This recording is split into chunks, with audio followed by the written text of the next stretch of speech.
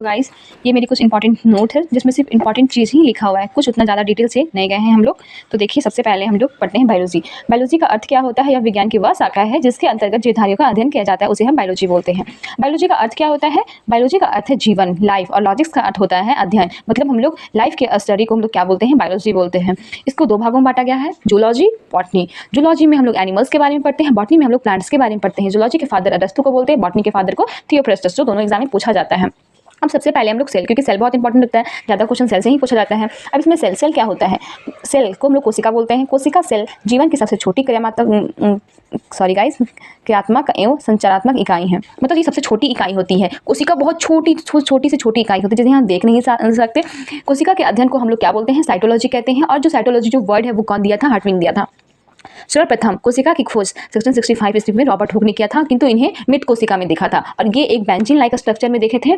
और ये कौन सी कोशिका में देखे थे? तो ये मिट कोशिका में खोज की थी। लेकिन सर्वप्रथम जीवित कोशिका की खोज 1674 ईस्वी में एंटनी वॉन लीeuwenhoek ने किया था। जीवित कोशिका में कौन किया था? लीeuwenhoek ने किया था। और मिट कोशिका में रॉबर्ट हुक ने किया था। और लीeuwenhoek को हम लोग क्या बोलते हैं? फादर ऑफ बैक्टीरियोलॉजी भी बोलते हैं। हम लोग क्या बोलते हैं? फादर ऑफ बैक्टीरियोलॉजी भी बोलते हैं।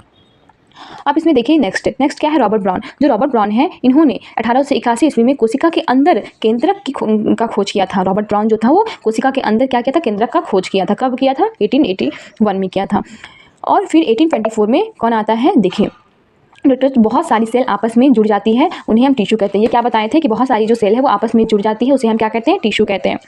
उसके बाद कौन आया था? 1838 में 1839 में स्लाइडन और सेवान आते हैं और इन्होंने बताया था कि यह सिद्धांत, सेवान ने कोशिका सिद्धांत दिया और कहा कि शरीर कोशिकाओं से बना है, अतः कोशिका शरीर की सबसे छोटी इकाई है। इन्होंने क्या कहा कि जो हमारा शरीर है वो क्या बना हुआ है? सेल से बना हुआ है और ये सबसे छोटी इकाई है। मतलब जो सेल होता है वो सबसे छोटी इकाई है। हमारा बॉडी तो सेल से बना हुआ ही है। और इसमें फिर 1855 में रुडोल्फ ब्रिच जो आया था वो क्या बोला?